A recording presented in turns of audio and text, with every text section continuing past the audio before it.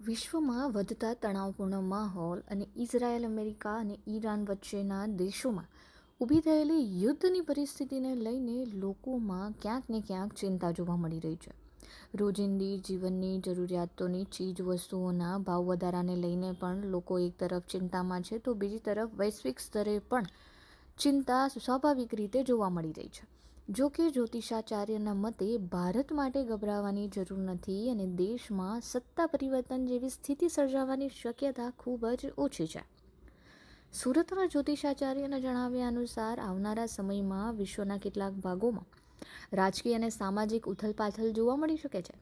ખાસ કરીને middle east, China, Russia તેમજ ઇસ્ટર્ન યુરોપ જેવા દેશોમાં રાજ્ય સત્તામાં મોટા ફેરફાર થશે એવી સંભાવના તેમના દ્વારા વ્યક્ત કરવામાં આવી છે. કેટલાક દેશોમાં તો રાજાશાહીથી લોકશાહી તરફ અથવા તો શાસન વ્યવસ્થામાં મોટા પરિવર્તન થવાની શક્યતા પણ નકારી શકાય તેમ નથી એવું તેમનું માનવું છે. એવા સમયે ભારત માટે ખાસ બાબત એ છે કે આ પરિસ્થિતિ ભારતનો વાળ પણ વાંકો કરી શકે. નમસ્કાર, પંડિત દેવવ્રત કાશ્યપ ગુરુજી. આ શક્યતાઓ અત્યારની જે ગ્રહ સ્થિતિ છે તેમાં એકદમ પૂર્ણ દેખાઈ રહેલી છે. પ્રજામાં થોડો ઘણો આક્રોશ આવે, જેમ ગરમી વધવાની ત્યારે આપણને મગજ ઘણું ક્લેશમાં આવી જાય એવી સ્થિતિ ઊભી થશે, પણ એનો અર્થ સત્તા પરિવર્તન આપણા દેશમાં થાય એ નથી. સુરતના જ્યોતિષાચાર્ય દેવવ્રત કાશ્યપના મતે જ્યાં યુદ્ધની પરિસ્થિતિ છે એવા વિસ્તારોમાં આર્થિક અસ્થિરતા અને ધાર્મિક સંઘર્ષ જેવી પરિસ્થિતિ પણ ઊભી થઈ શકે છે, જેના કારણે ત્યાંની પ્રજામાં અસંતોષ અને આક્રોશ પણ જોવા મળશે. પરંતુ ભારત દેશને લઈને તેમણે ખાસ જણાવ્યું હતું કે આપણા દેશમાં પ્રજામાં થોડો ઘણો આક્રોશ જોવા મળી શકે, પરંતુ તેનાથી સત્તા પરિવર્તન જેવી ઘટના બનવાની શક્યતા ખૂબ જ ઓછી છે. ભારત પર આ પરિસ્થિતિની સીધી અસર નહીં, પરંતુ કેટલીક બાબતોમાં પરોક્ષ અસર જોવા મળી શકે છે. આ પરિસ્થિતિથી દેશમાં અચાનક મોંઘવારી ફાટી નીકળે અથવા સામાન્ય જનજીવન મોટી તકલીફથી પરેશાન થઈ જાય એવી કોઈ પણ પ્રકારની પરિસ્થિતિ સર્જાશે નહીં, જેથી પ્રજાને તેમણે પેનિક ન કરવાની સલાહ આપી છે.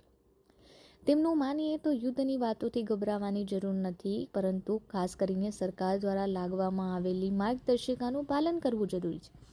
એટલું જ નહીં, તેમણે વિશ્વાસ વ્યક્ત કર્યો છે કે જો કોઈ પણ રીતે ભારત દેશને સીધી રીતે યુદ્ધમાં ખેંચવાનો પ્રયાસ કરવામાં આવશે તો દેશના સત્તાધીશો તેને નિષ્ફળ બનાવશે. બીજા દેશોમાં રાજ્ય સત્તા આખી બદલાઈ જાય, રાજાઓ બદલાય, રાજાની જગ્યાએ લોકશાહી આવે, આ બધી શક્યતાઓ મિડલ ઇસ્ટ, ચાઇના, રશિયા તેમજ પૂર્વી યુરોપ એટલે ઈસ્ટર્ન યુરોપ એ બધા પ્રદેશોમાં જોવા મળે છે.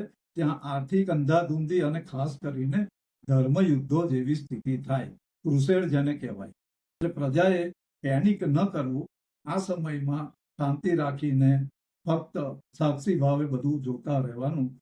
કારણ કે રાજકીય સત્તા, રાજકીય યુદ્ધો પ્રજા પર સીધી અસર ના કરે, ઇનડાયરેક્ટ અસર કરશે, પણ એનાથી બહુ મોંઘવારી ફાટી જશે કે તકલીફો આવી જશે એવું બિલકુલ નથી. પ્રજાએ યુદ્ધથી ડરવાની જરૂર નથી. હા, એના જે નીતિ નિયમ હોય, એના જે આદેશો આપવામાં આવે સત્તા પરથી, તેનું પાલન કરતા રહેવું. અને ડાયરેક્ટ કોઈ પણ રીતે ભારતને યુદ્ધમાં ઘસડવાના પ્રયાસો થાય તો તેને આપણા સત્તાવાળાઓ, સત્તાધીશો નિષ્ફળ કરશે.